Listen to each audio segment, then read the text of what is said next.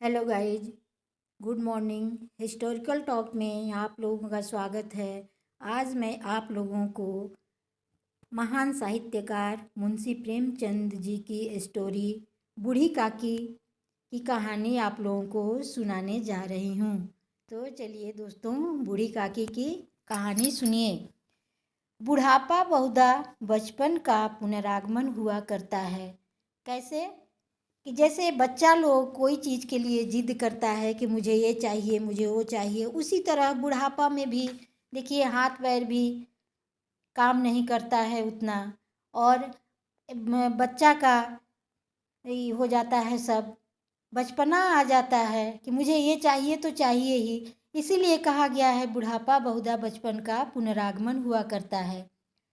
बूढ़ी काकी में जीवा स्वाद की अलावा और कोई चेष्टा न थी। उन्हें सिर्फ खाने की, अच्छा अच्छा खाने की ही चेष्टा थी, और न अपने कष्टों की ओर आकर्षित करने के लिए रोने के अतिरिक्त और कोई दूसरी शेष चेष्टा उनका सहारा नहीं था।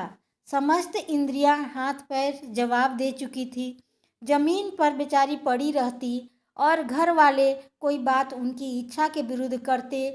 भोजन के का समय टल जाता या बाजार से कोई सामान आता और उन्हें न मिलता तो वे जोर जोर से रोने लगती थी। और उनका रोना कोई मामूली रोना न था, वे जोर जोर से गला फाड़ फाड़ करके रोने लगती थी। काकी के पति देव को सिधारे कालांतर बीत गया था। बेटे तरुण हो करके चल बसे थे, माने थोड़ा बड़े हो करके चल बसे थे। बस एक भतीजे के अलावा और उनका कोई न था।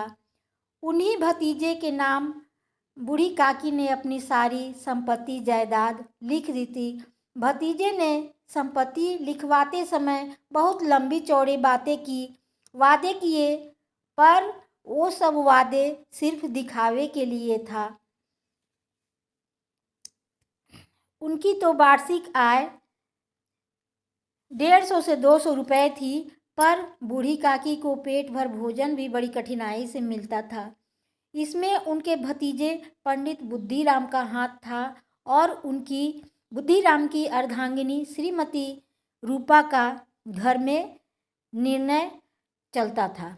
रूपा स्वभाव से बहुत ही तेज थी, पर ईश्वर से बहुत डरती थी। पंडित बुद्धिराम उसी समय तक स्वभाव के सज्जन थे जब तक उन पर आँच न आए।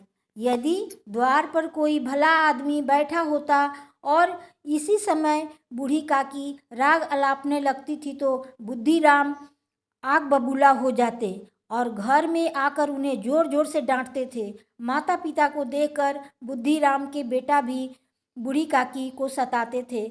बुद्धिराम की एक छोटी बेटी थी लाडली, वो बूढ़ी काकी से बहुत लगाव रखती थी। बुद्धिराम के बड़े बेटे का तिलक आया था। घर में सभी स्त्रियां गीत गा रही थी।